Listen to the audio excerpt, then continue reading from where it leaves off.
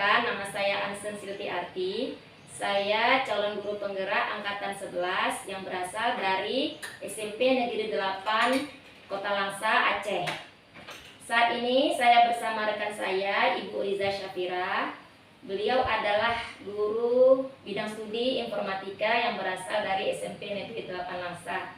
Assalamualaikum Bu Riza. Waalaikumsalam Bu. Apa kabarnya hari ini? Alhamdulillah baik. Baik Bu, hari ini kita akan melakukan percakapan praobservasi.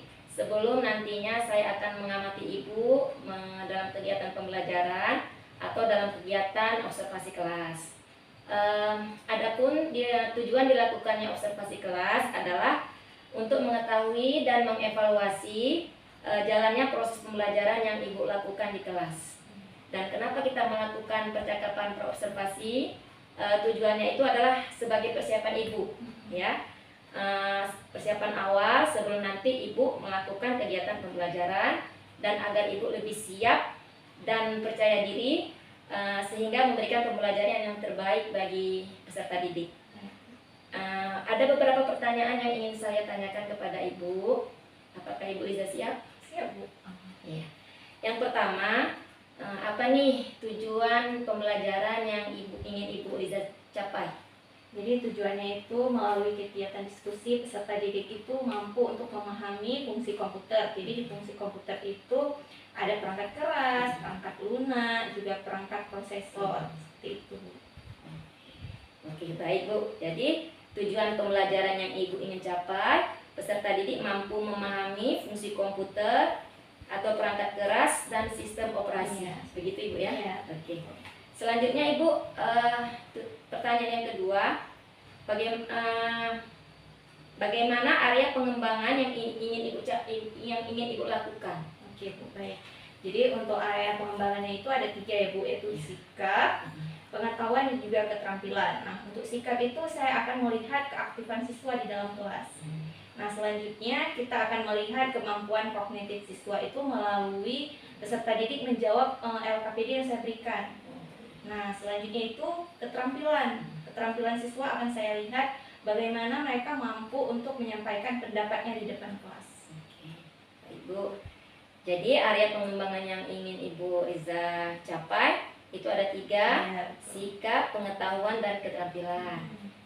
Jadi tadi untuk sikap, Ibu ingin melihat keaktifan siswa bekerja dalam kelompok dan untuk mengetahui pengetahuan siswa ya Bu ya, dari kemampuan kognitifnya. Kemudian dari diskusi kelompoknya dalam mengerjakan LKPD. Kemudian untuk keterampilannya, Ibu ingin melihat keberanian siswa dalam menyampaikan pendapatnya di depan kelas, begitu ya Bu ya. Oke Bu, kalau begitu selanjutnya apa nih rancangan pembelajaran yang ingin Ibu Riza capai, baik itu strategi, model pembelajaran, dan metode pembelajarannya? Oke Bu, jadi untuk strategi pembelajarannya itu saya akan pertama sekali menanyakan sebuah video. Nah, dari video itu akan muncul pertanyaan-pertanyaan pemantik yang akan menjelaskan materi selanjutnya yang akan kita pelajari.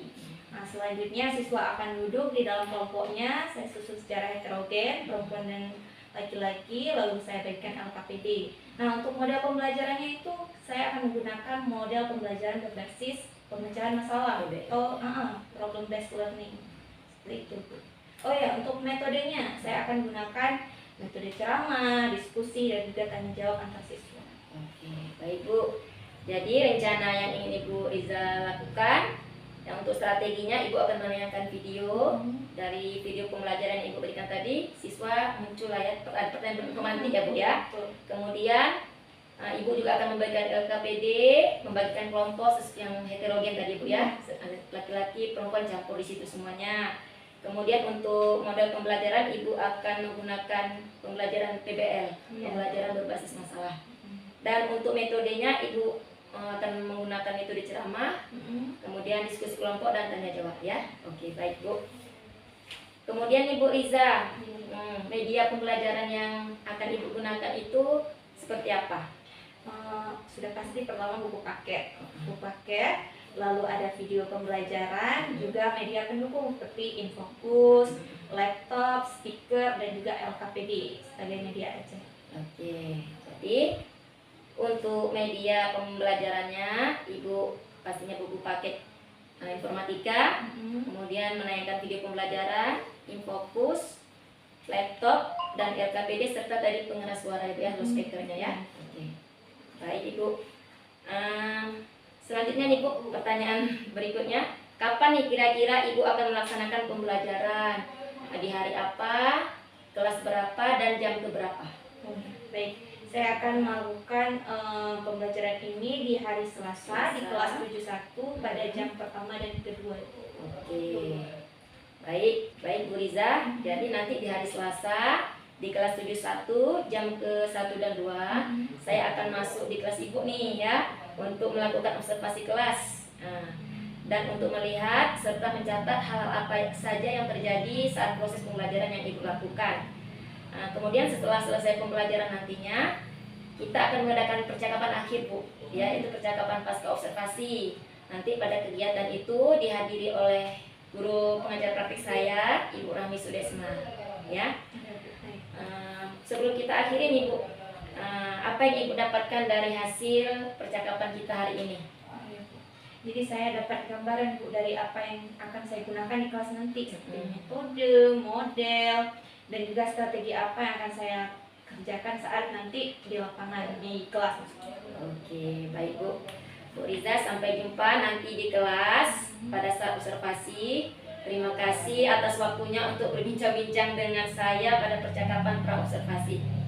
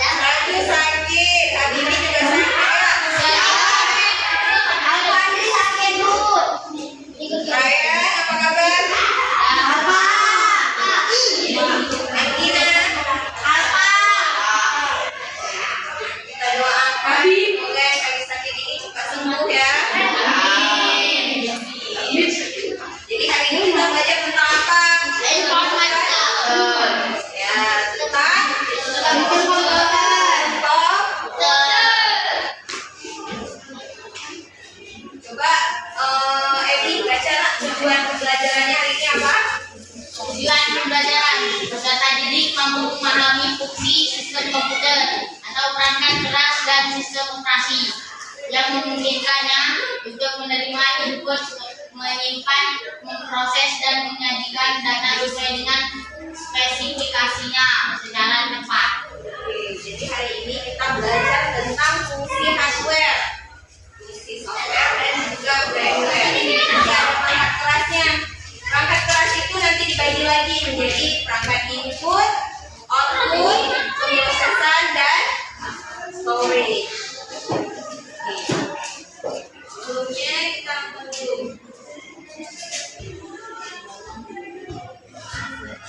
Pada video kali ini kita akan membahas apa itu sistem komputer. Ada 3 komponen utama dalam sistem komputer, diantaranya adalah hardware, software, dan firmware. Sistem komputer memiliki pengertian kumpulan perangkat-perangkat komputer yang saling berhubungan dan berinteraksi satu sama lain untuk melakukan proses pengolahan data sehingga dapat menghasilkan informasi. Perangkat-perangkat tersebut memiliki fungsinya masing-masing pada sistem komputer. Pada saat beroperasi pun ketiganya saling bergantung dan saling mendukung satu sama lain. Seperti hardware tidak dapat berinteraksi dengan software tanpa bantuan firmware. Begitupun software tidak dapat berinteraksi dengan firmware tanpa bantuan hardware. Nah, sekarang mari kita bahas sedikit tentang 3 komponen dalam sistem komputer. Yang pertama adalah hardware atau bisa disebut juga dengan perangkat keras. Adalah suatu perangkat elektronik yang ada pada komputer. Bisa dilihat secara kasat mata dan dapat disebut secara fisik. Seperti monitor, mouse, keyboard, CPU, dan lain-lain. Nah, peralatan-peralatan tersebut adalah termasuk dengan hardware komputer. Yang berikutnya, software atau perangkat lunak adalah berupa program yang berisi perintah atau instruksi yang dapat dipahami oleh komputer. Dan yang pasti, perangkat lunak ini tidak memiliki bentuk fisik seperti hardware. Dalam penggunaannya, perangkat lunak diklasifikasikan berdasarkan kategori pemanfaatan. Mari kita bahas beberapa di antaranya.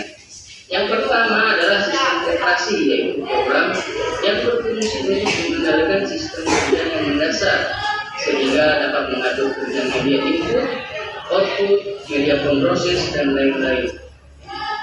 Adapun contoh aplikasi sistem operasi diantaranya Microsoft Windows, Windows OS, ataupun Mac OS. Kemudian perangkat lunak program aplikasi adalah perangkat lunak yang dirancang khusus untuk kebutuhan tertentu. Misalnya program pengolah angka seperti MS Excel, pengolah kata seperti MS Word, ataupun aplikasi web browser untuk menjelajah internet, contohnya Google Chrome. Yang terakhir adalah perangkat lunak bantu atau utility. Perangkat lunak ini berfungsi sebagai aplikasi pembantu dalam kegiatan yang ada hubungannya dengan komputer, serta merupakan perangkat lunak sistem dengan fungsi tertentu seperti data recovery, business parameter, ataupun antivirus. Komponen terakhir yang membentuk sistem komputer adalah firmware atau bisa kita sebut perangkat otak adalah manusia atau pengguna komputer itu sendiri. Firmware bisa pula disebut sebagai user. Jadi ketika kamu menggunakan sebuah komputer, maka sebenarnya kamu yang menjadi pengguna komputer. Namun juga menjadi bagian dari sistem komputer tersebut. Saat kamu mengetik misalnya di Microsoft Word atau mungkin bermain game misalnya, maka kamu menjadi firmware dari komputer tersebut. Maka dari itu, firmware secara sederhana bisa kita sebut sebagai dalam komputer tersebut. Keberadaan firmware menjadi sangat penting karena tentu saja komputer tidak mungkin berjalan sendiri.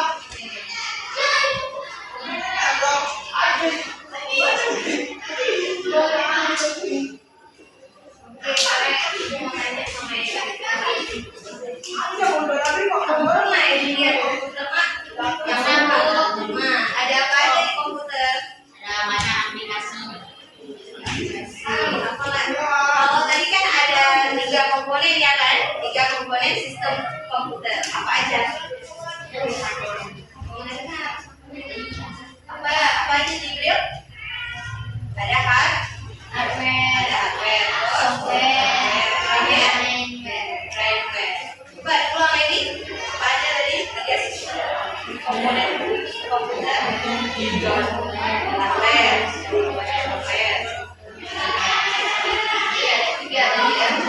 Apa saja perangkat komputer yang pernah kalian lihat? Coba Koda, apa aja? Yang ada di depan kita aja dulu apa? Ini apa? Ini apa? Ada layarnya ya kan? Apa layarnya? Ini apa? Itu apa? Bagus. Kalau bisa kita raba ini software apa hardware? Kalau nggak bisa kita raba di dalam komputer ya? Kalau kita yang pakai komputernya? Jadi kalau hardware itu bisa kita pegang, kita sentuh, kita raba. Nah kalau software di dalam komputer, nah ini contohnya di software. Kalau brandware kita paham ini? Ini. Nah tadi ini kita udah bahas ya kan? Ini Edi, ya. Hardware itu perangkat keras, software itu perangkat namanya desktop. Berarti lembut, lunak, tidak bisa kita pegang. Terus brandware, brand itu apa? Brand apa? Bahasa Inggrisnya? Wah, ini berarti perangkat otak. Perangkat otak kita yang pakai. Kalau hard ini apa ini? Nah,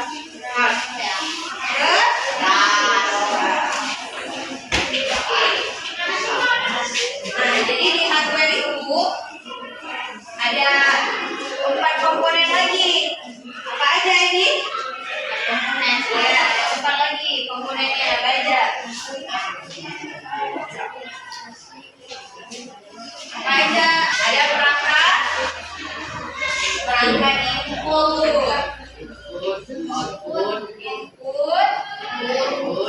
terus perangkat output, terus perangkat proses,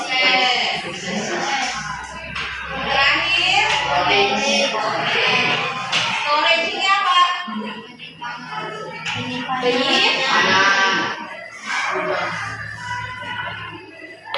Jadi di hardware itu ada 4 lagi terbagi. Apa aja ini? Baca ini empatnya. Iya. Baca apa aja ini? Perangkat keras. Ya, perangkat keras. Jadi ada 4. Atas 4. Dan perangkat Ya, yang pertama perangkat input, perangkat bagian keluaran output, perangkat bagian pemrosesan processing, dan perangkat bagian penyimpanan storage. Besok ini dijelaskan, diperhatikan ya. Apa? Semua bisa bahasa Inggris. Saya belajar. Apa tadi?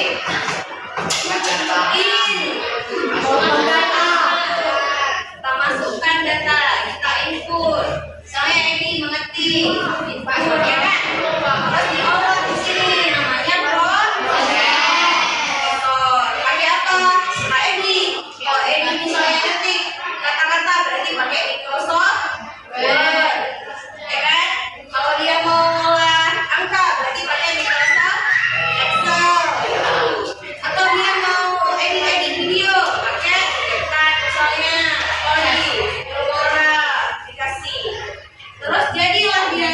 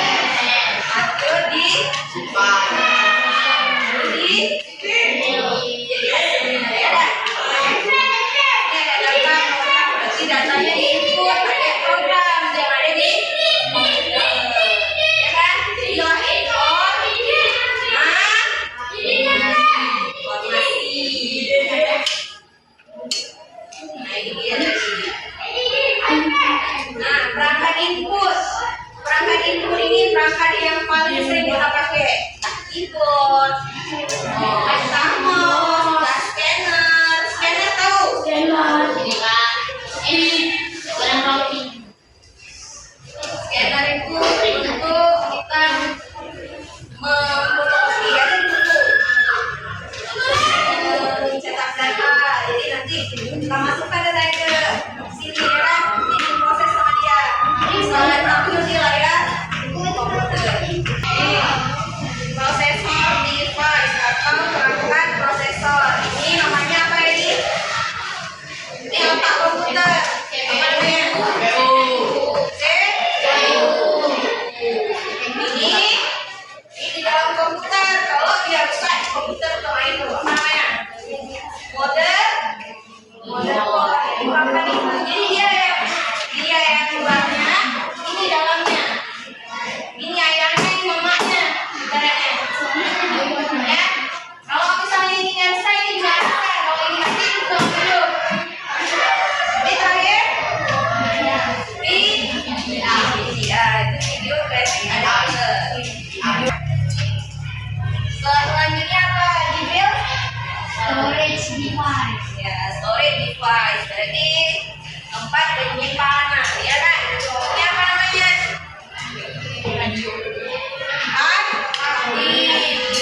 Ini SSD atau solid state drive. Ini compact disk nih yang tadi saya tengok ya kan? Terakhir apa?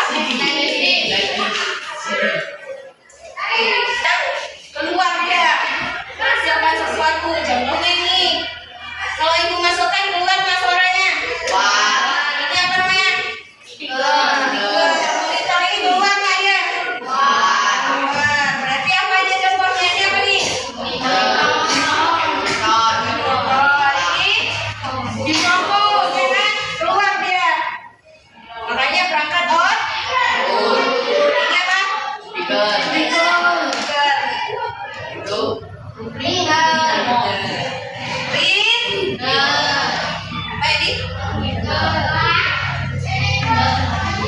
Sekarang kita udah duduk berkelompok. Kita akan mengerjakan lembar kerja bersama-sama di dalam kelompok.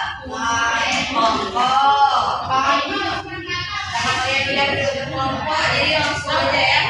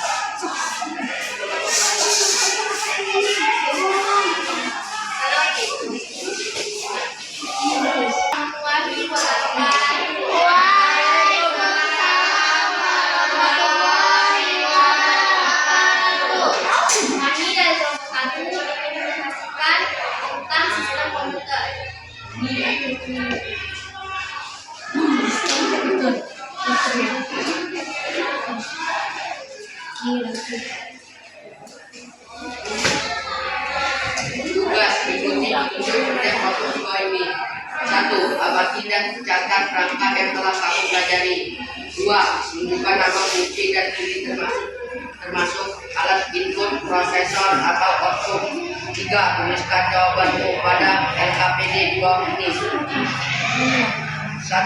Lakukan analisa pada gambar tersebut. Gambar tersebut merupakan unit bagian perangkat keras. Perangkat keras storage serta fungsinya untuk menyimpan data atau audio.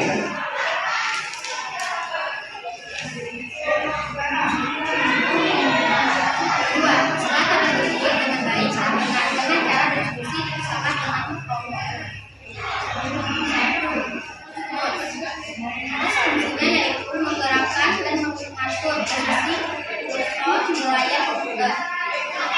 Termasuk input. 2. Keyboard. Alat untuk dan penggunanya untuk memasukkan karakter. Termasuk input. 3. Monitor. Fungsi untuk menampilkan hasil pengolahan data di komputer seperti gambar. Termasuk input. 4. CPU adalah otak dan jantung fisik dan sistem komputer, termasuk prosesor. 5. Memori RAM. Memori layaknya hard disk pada komputer yang digunakan, termasuk storage. 6. Joystick. Digunakan sebagai pelengkap untuk memainkan permainan mobil, termasuk input. 7. Slider. Digunakan untuk mencetak gambar atau berdasarkan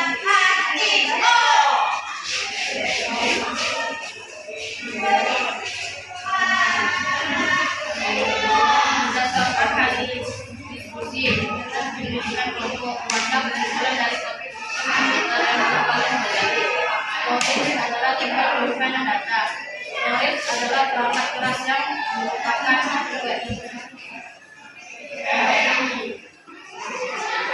sekian dari kelompok kami. Assalamualaikum warahmatullahi wabarakatuh.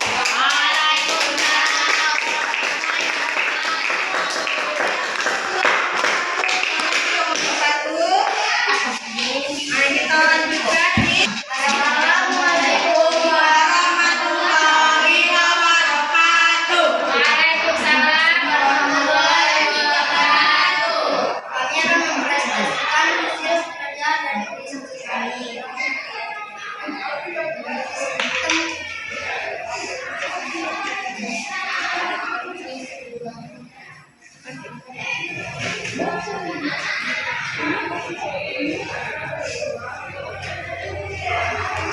Lakukan analisa pada gambar tersebut. Gambar tersebut merupakan unit bagian perangkat keras. Input serta fungsinya. Sensor digunakan untuk memindai dan menyaring data dari kotak berisi menjadi foto. Ada yang dengar? Ya. Nanti ulang mana? Coba besar suaranya. Ada yang dengar semua mana? Input serta fungsinya dan digunakan untuk memindai dan menyaring data dari kertas berisi grafik foto.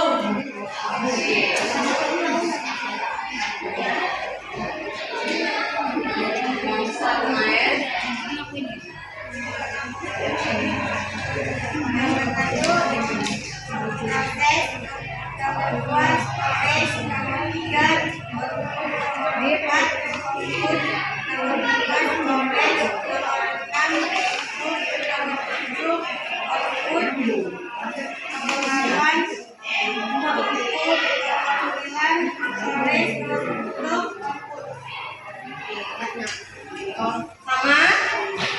Ya, ya kan? Oke.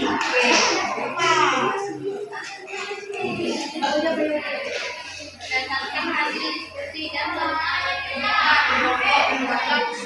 suaranya dari topik perangkat keras dan keahlian yang dipelajari, yaitu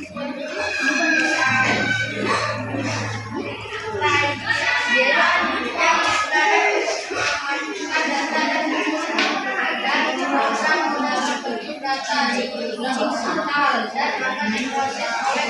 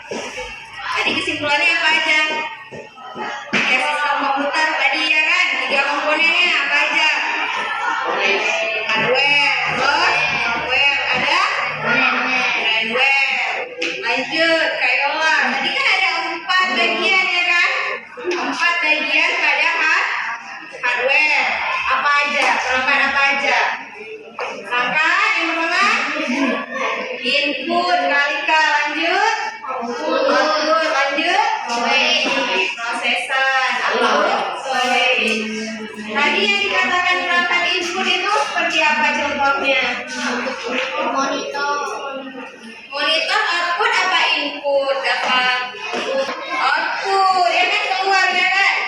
Bisa kita lihat apa yang tertampil, berarti output. Yang input apa? Yang ini mouse, iya, keyboard, mouse. Ini input. Kalau pemrosesan seperti apa?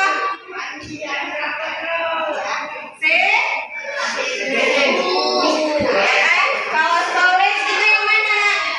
Penyimpanan, contohnya seperti apa?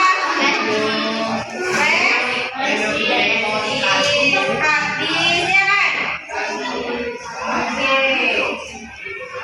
Next. Mari kita tanya Edi, gimana perasaannya belajar tentang materi hari ini? Gimana? Senang.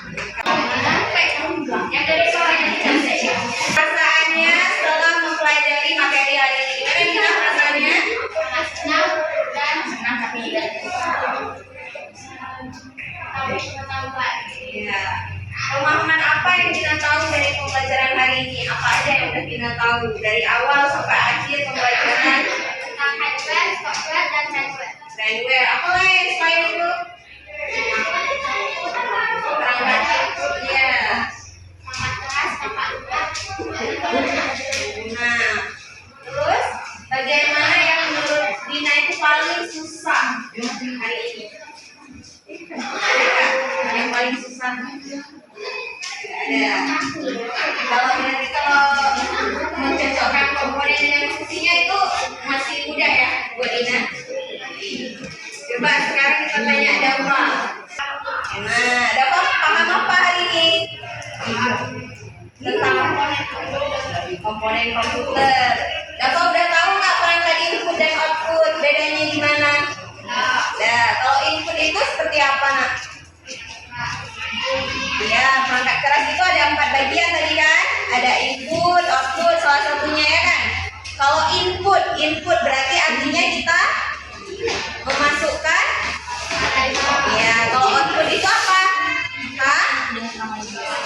Hasil daripada input. Menurut Dava, apa yang paling susah dari pelajaran hari ini?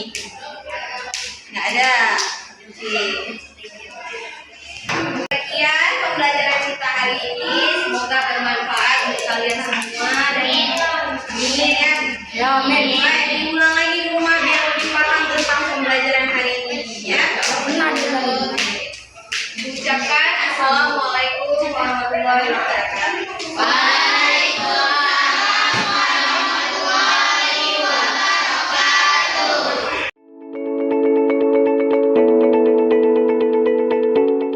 Assalamualaikum warahmatullahi wabarakatuh. Waalaikumsalam warahmatullahi wabarakatuh. Alhamdulillah berjumpa lagi bersama saya Ansen Silti Arti, calon guru penggerak angkatan 11 yang berasal dari SMP Negeri 8 Langsa. Saya masih ditemani oleh Ibu Riza Syafira sebagai guru yang telah diobservasi pada kegiatan supervisi akademik, dan saya juga ditemani oleh Ibu Rahmi Sudesma sebagai pengajar praktik pada pendidikan guru penggerak angkatan 11. Assalamualaikum Bu Riza. Assalamualaikum Bu Rahmi.